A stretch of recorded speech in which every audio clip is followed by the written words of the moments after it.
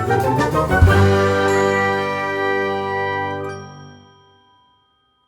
right, so now that we've talked about what instruments are and how they separate your policy variable into exogenous variation and endogenous variation, and the stuff we care about again is the exogenous part, we're going to walk through a few examples of how to do this with R and the exact process that you go through to do actual instrumental variables analysis.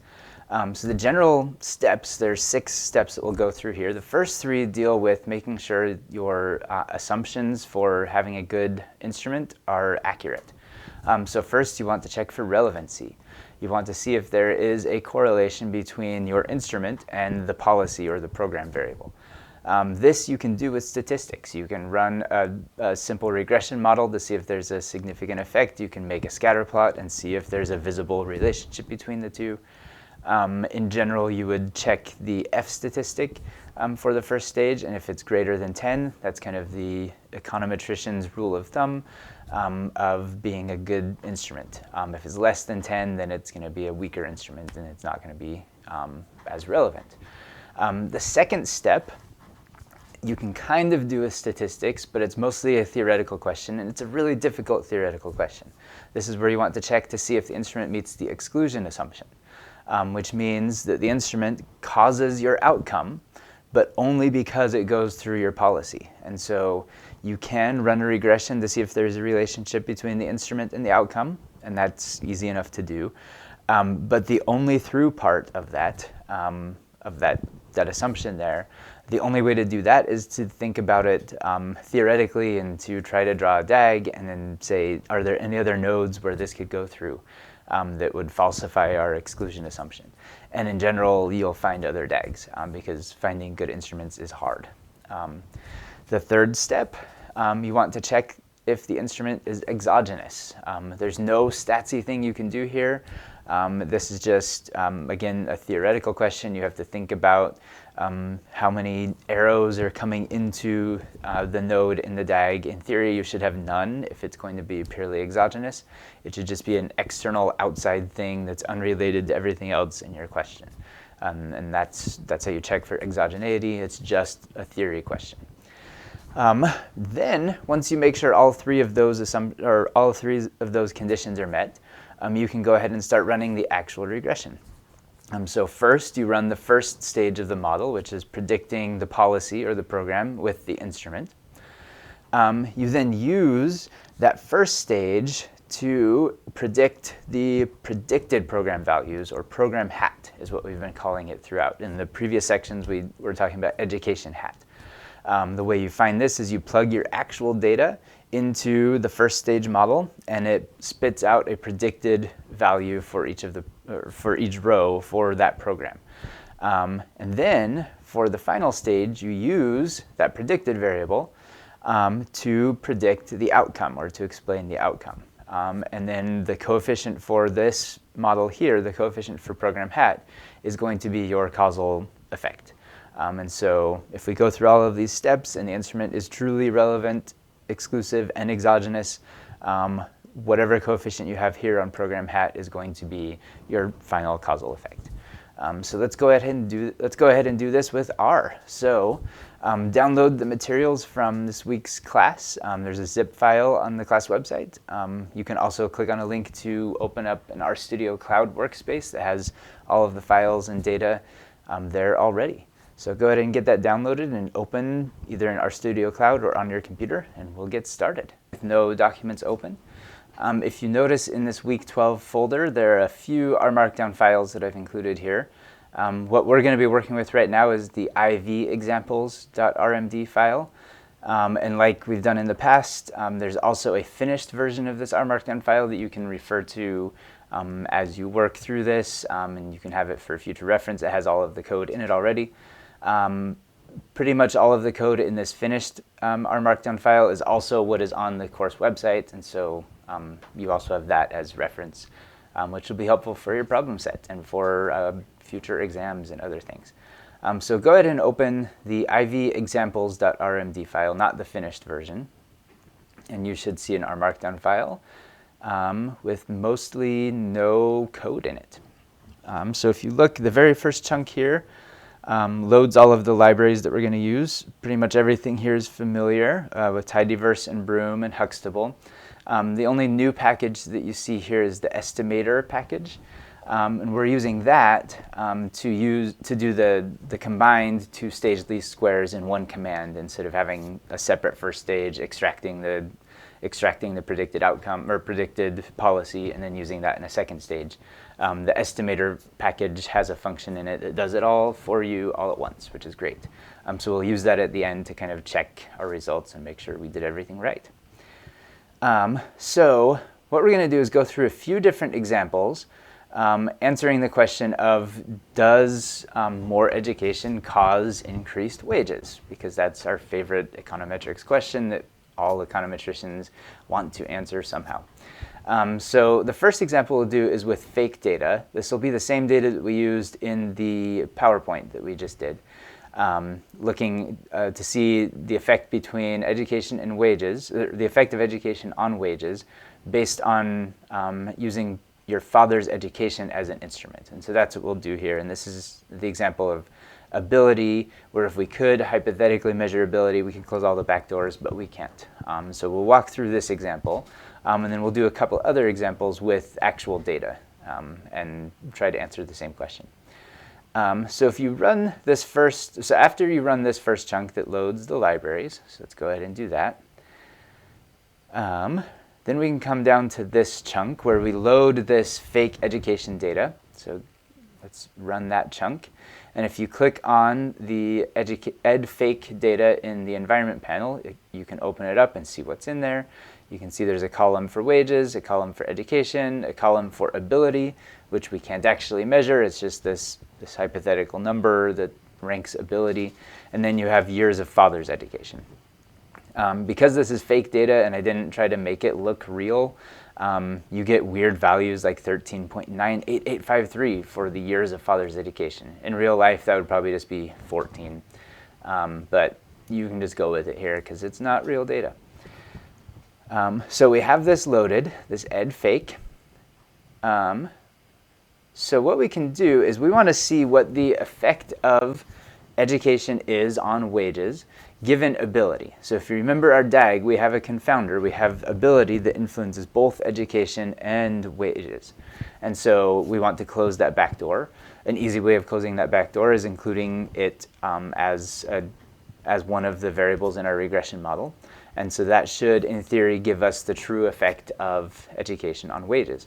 So we can go ahead and write a perfect model because we happen to have that hypothetical data. So we can make model underscore perfect. And we're going to set this equal to a linear model where we want to explain wage tilde using education plus ability. So we say educ plus ability, and then the data is ed fake. And then we want to see the results there, so we'll put it into tidy here. So we'll tidy model perfect.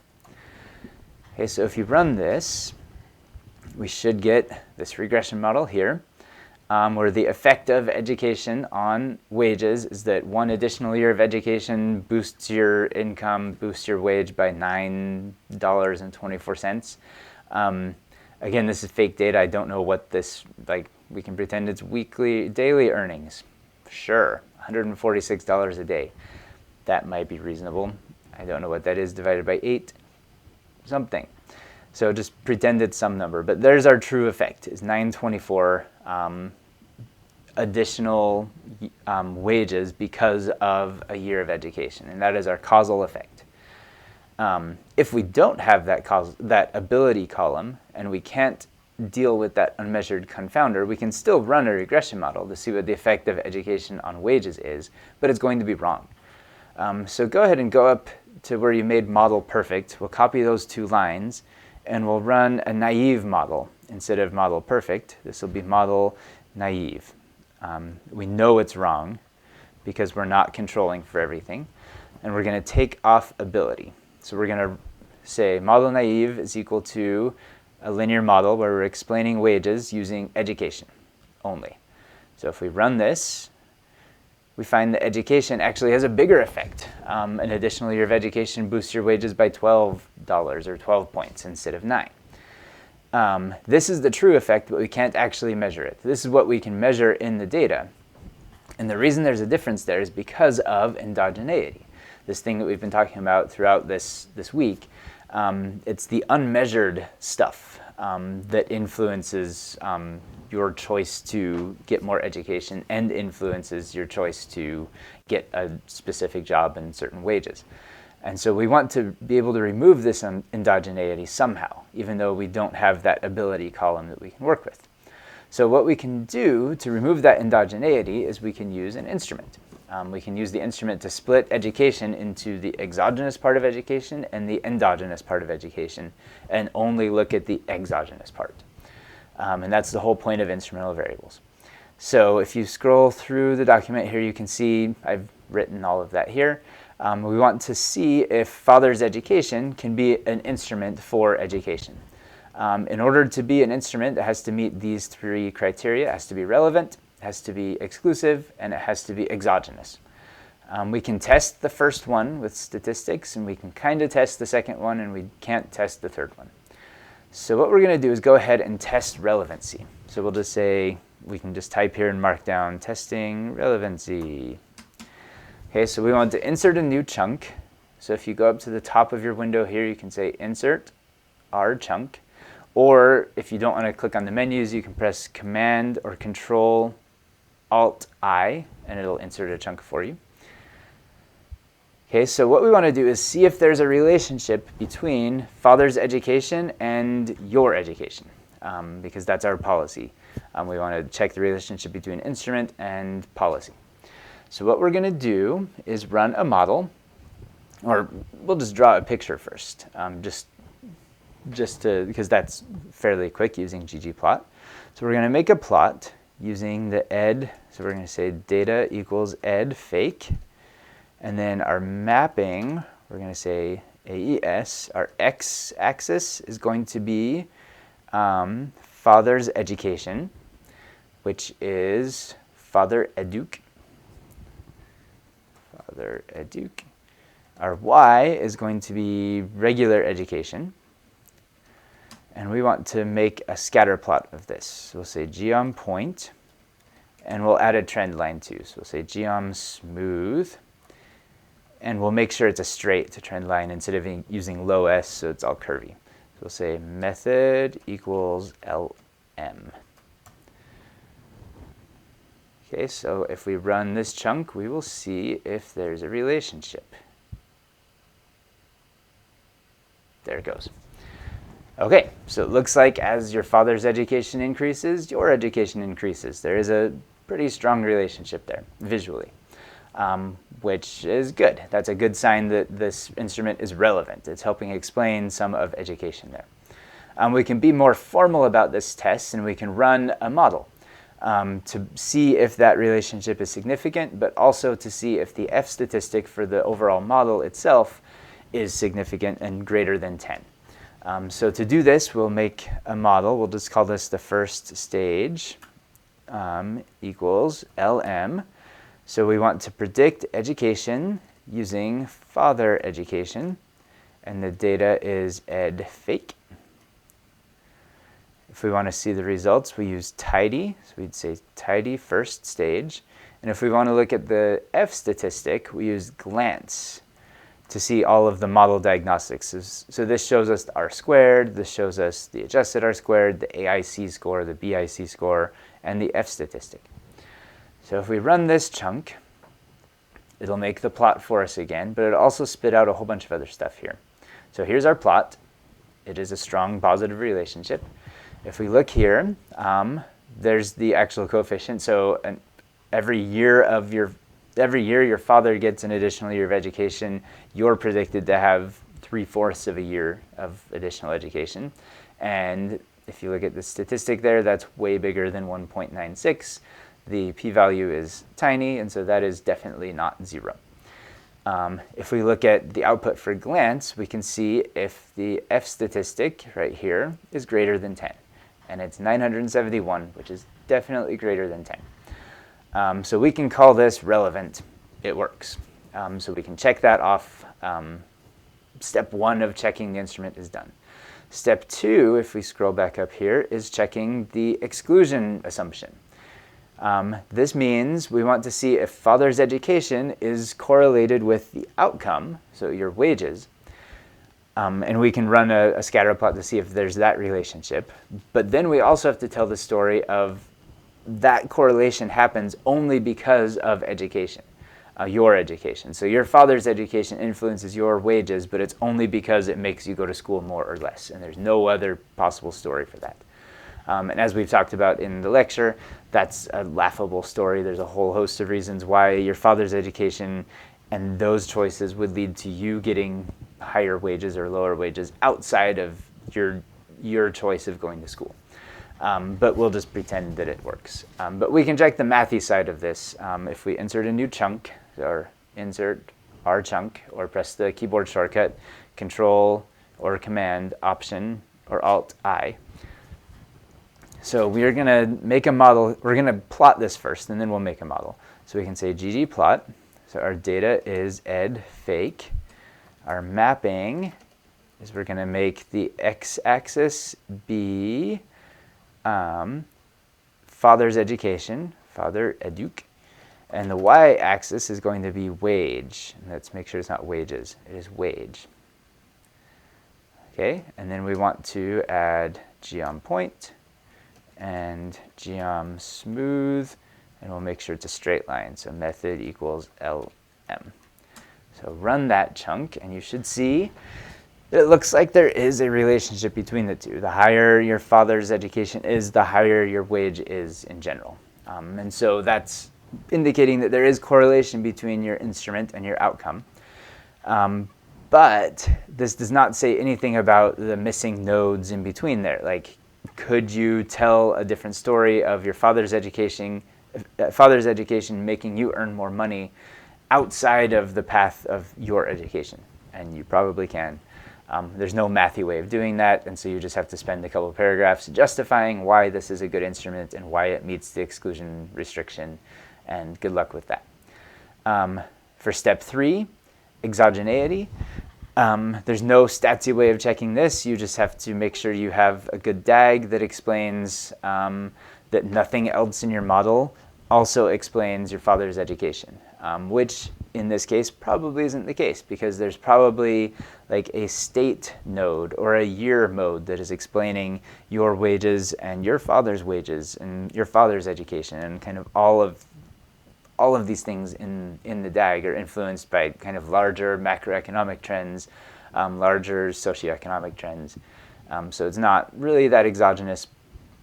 But again, in the 90s, they thought it was, so we're going to pretend it is.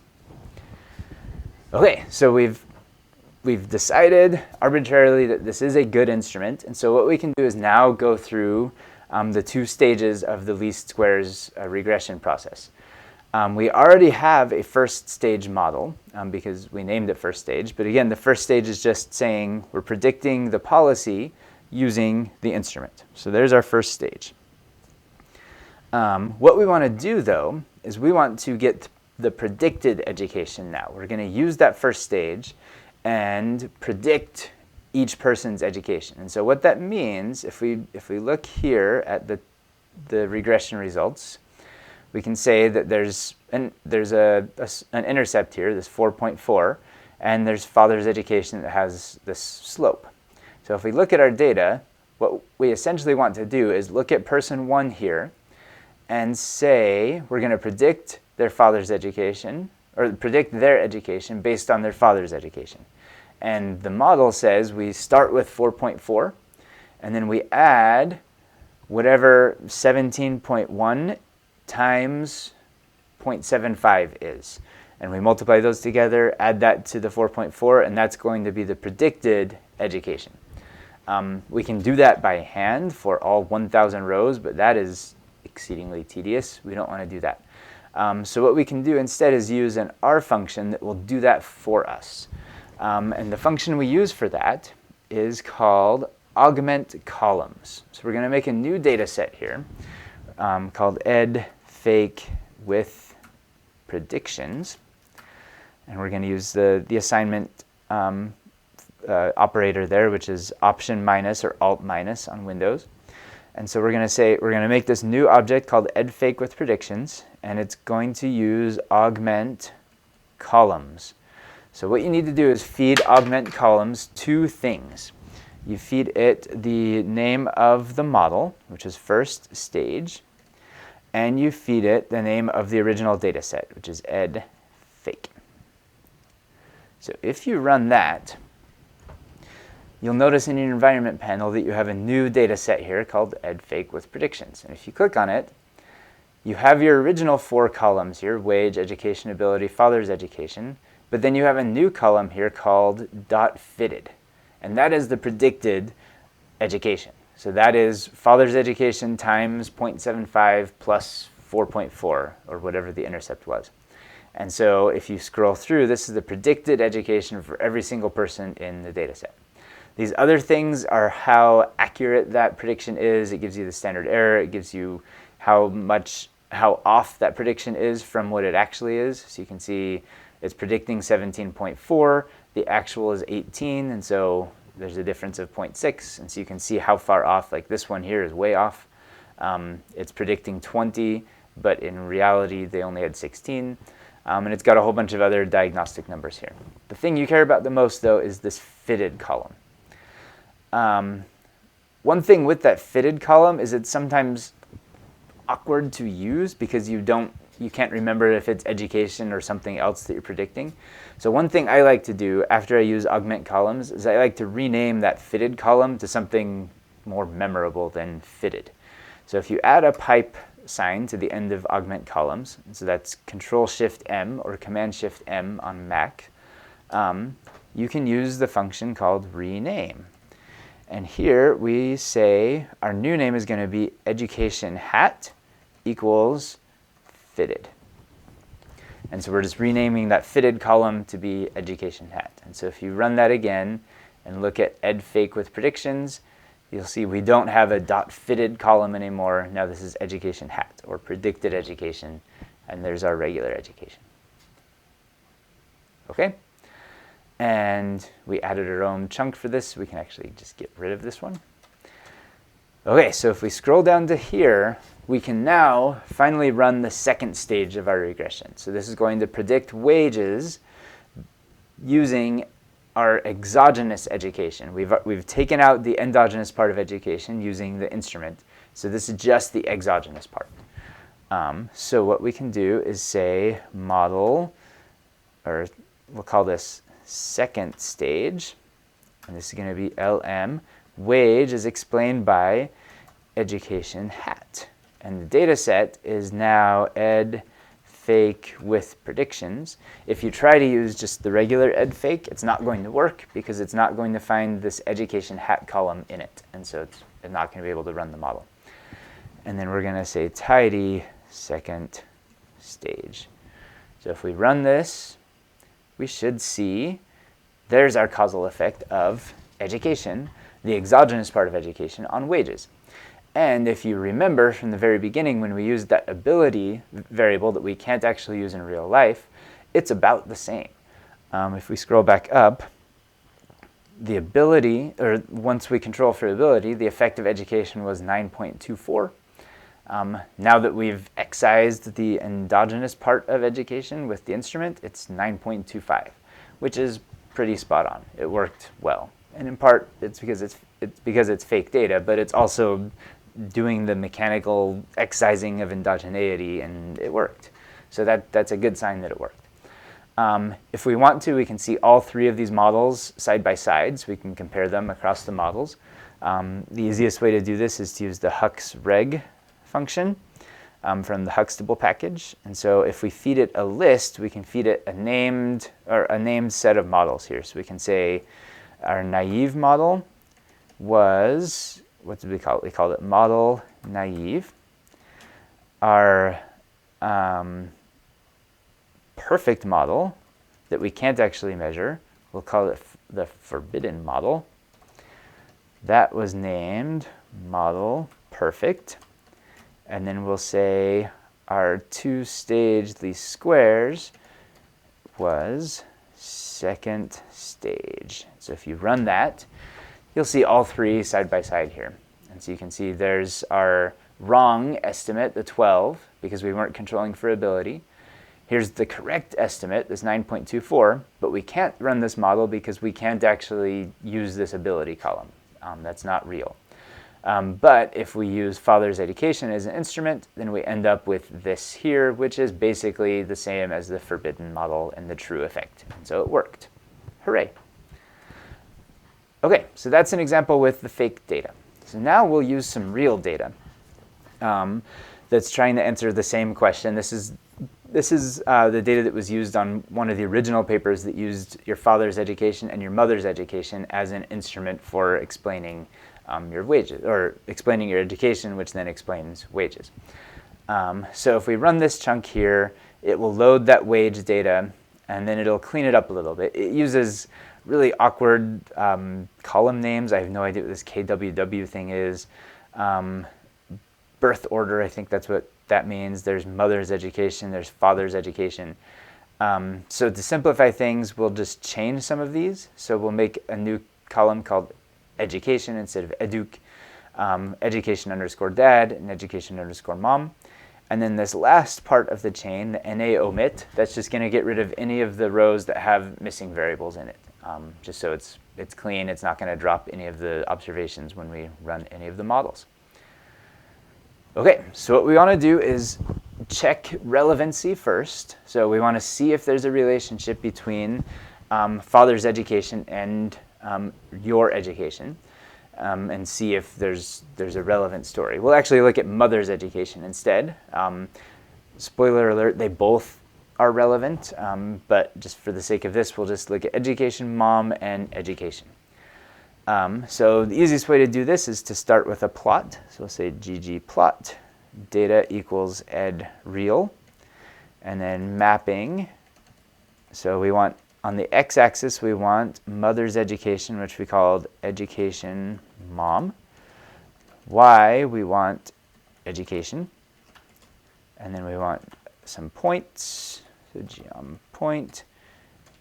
And we want a trend line, so say geom smooth. Oh, and let's make it straight just because. So we'll say method equals lm. Okay, so there's our relationship between mother's education and your education. And just based on that, you can see that it is pretty relevant. There is a significant relationship between your mom's education and your education, which isn't surprising. So we can check the exclusion principle. We could look at the relationship. We can do a scatter plot of your mom's education and your dad's education on your wages, and it will also have a positive effect. But that's less important, because the most important part of the exclusion principle is you have to tell a good, convincing story that there's no relationship between your mother's education and your wages except through the path of your education, which, again, good luck telling that story. And then the third condition we want to check is exogeneity. And there's no test we can do here. This is just making sure that the DAG that we draw is sufficiently drawn well. And that there's no arrows coming into mother's education in the DAG. And if you can prove that and spend lots of time in your paper explaining that it is truly exogenous, then you've met the exogeneity restriction. But good luck doing that too, because again, we're not in the 90s. So next we want to do the first stage, and then pull the predicted education out, and then use that in the second stage. We're using two instruments this time, and so like we mentioned in the slides, you can use multiple instruments. You just throw them all in the first stage, and it helps predict. It helps take out some more of the endogeneity in your education. So we'll make a model called first stage real, just so we don't overwrite the other first stage that we have. So first stage real equals LM.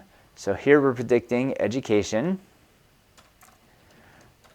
tilde based on education dad plus education mom. And we called them that, right? If we scroll up, yeah, education dad, education mom. And then the data is ed_real. And we can look at the results, tidy, first stage, real. And we can check the F statistic here, glance, first stage, real. So if we run this chunk, we can see that both education dad and education mom have a positive relationship with your education. Both are statistically significant. Their t statistics here are bigger than 1.96, and the p-values are very, very small. So that's good. And if we look at the F statistic here, it is 83, which is definitely greater than 10. And so we can say that mathematically it is relevant, and we're happy with that. So then the next thing we want to do is we want to get the predicted education based on that first stage model. And so the way we do that is we use the augment columns function. So we're going to make a new data set called ed_real predictions, or predicted. And so this is going to be augment columns. And again, we feed it two things. We feed it the model, so that was first stage real, and then we feed it the original data set, which was ed_real. And then we also want to rename that fitted column to something more memorable. So we say rename, and it's going to be education hat equals fitted. Okay, so if we run that and then look at education real predicted, we can see if it worked. We have all of the original columns, but as you scroll over, here's the stuff we care about. Here's the predicted, the actual education should be 12 years. This person's dad had 8 years of education, their mom had 8 years of education. Plug those values into that first stage model, and then that person should, in theory, have 12.8 years of education, which is pretty close to what they actually did. This person, they were predicted at 14.9. In reality, they had 14. So that's a good prediction. Some of them are going to be off. Again, you can check this residual column to see how far people are off. This person here was off by 3. So they were predicted to be 14.8. In reality, they were 18. And so the model underpredicted them. That's okay. So now we have a new data set with a column right here, ed_real predicted. This education hat column is the exogenous part of education. We've gotten rid of the endogenous part using our instruments. So what we can do now is run the second stage. So we'll say second stage real equals LM. And so our outcome is, it should be just wage, if I remember right. Yep.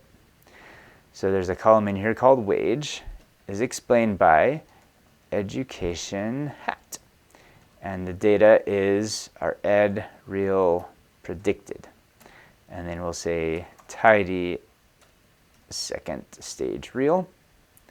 So if we run these lines here, we can see that the exogenous part of education has a positive causal effect on wages. It boosts your weekly wages by $111 for every additional year of education that you get. And we've taken out the endogenous part of that using the instruments, and so this we can arguably talk about causation now. We can see what it would look like had we not used instruments. If we copy this and put it in a new chunk here, we can say, here's our model, naive, real. So we're going to say wage is explained by education, not education hat. And we'll just use that original data set, the ed_real, without all the predictions. And so if we run this, we see that without using the instruments, this is not actually causation here, but it says that there's still a relationship between education and wages, that an additional year of education is associated with $60 more a month. or a week, or however they're measuring wages here. But once we use the instrument to get rid of the endogeneity built into here, we can see that the actual causal effect is a lot bigger, almost twice as big as the original naive estimate there. And so it worked well. So that was good. Okay, let's look at our last example here. Again, looking at the relationship between wages and education. This time, instead of using your father's or your mother's education, we're going to use distance to the nearest college as an instrument. And this was a more popular instrument that people used back in the late 90s, early 2000s, once they realized that father's education wasn't working well. So what we want to do is make sure it meets all three of the qualifications for a good instrument. And we'll actually, instead of running everything, you can make the scatter plot if you want, or you can just believe me that people who live closer to a college have higher education because they're generally have easier access to that education. So if you look here, I've put Card's 3 arguments for why it is a good instrument. So it is correlated with the policy variable. It is relevant. Again, because people who live closer to a college have easier access to the college. It's not correlated. So distance to college is not correlated to any of the omitted variables like individual ability. And what he argues is that distance to college is related to your wages, but it's only because it goes through education. Living near a university doesn't, he says, doesn't inherently boost your wages outside of you going to school. Nobody uses this one as an instrument anymore because that isn't actually a true story. College towns, like if you go to Athens, if you go to any city with a major university in it, downtown Atlanta has all sorts of startups, and they're fueled in part because of Georgia State students and Georgia Tech students and UGA students in Athens, and in Chapel Hill, North Carolina, you have all the UNC students that are creating their own businesses, and there's all sorts of periphery businesses that are there to support students. And so as a result, like the fact that you live in a college town generally is going to boost your wages just because you're in the college town, even if you don't go to that school. And so that story right there breaks the exclusion story. But we'll pretend it's still good. And then, so they say that, and then he finally says that it's exogenous. The choice to live in a college town, he says, is not influenced by any other external thing. There's no arrows going into that node. Whether or not that's true, I don't know. You'll have to read his paper from 30 years ago to see if that is actually true, and fight with it. But we'll pretend it's true just for here. So what he does is, in the first stage of his model, he wants to get education hat, predicted education, based on whether or not you live near a college. And if we look at his data, so let's go ahead and run this chunk here. So here, instead of measuring like the actual miles between the person's house and the nearest university, it's just a binary variable of whether or not they live close to a college. So 1 is yes, close to college, 0 is far from college. So that's here. This is going to be a 1, 0 variable. And he also includes a whole bunch of control variables. He includes 4, and I think I put that here. I did not. Neat. Okay, so the control variables he uses are these right here. Let me grab them from a different window. Okay, so the control variables he's going to use, we'll comment this out, are this SMSA 66, experience, experience squared, black, and south 66. So SMSA, if we scroll back up to this table here, SMSA means are they living in a metropolitan area or not? In 1966 is the 66 part. And then black 66 is whether or not they were black. And south is living in the south. And years of experience working, and then they use a squared term That's to kind of add a curve to the fitted line. We talked about that with regression discontinuity, how we can use parametric models to be curvy if you throw in exponents. And so that's what they do here to kind of make it fit better. So these are the control variables we care about. So what we can do is rather than run the first stage manually, extract everything, and then run the second stage, because that does get tedious as we've been going through this, we can do it a lot faster using IV robust, which is what we talked about in the PowerPoint presentation, but here we'll actually use it. So what we're going to do is make a new model here called model wages card, since we're using his data.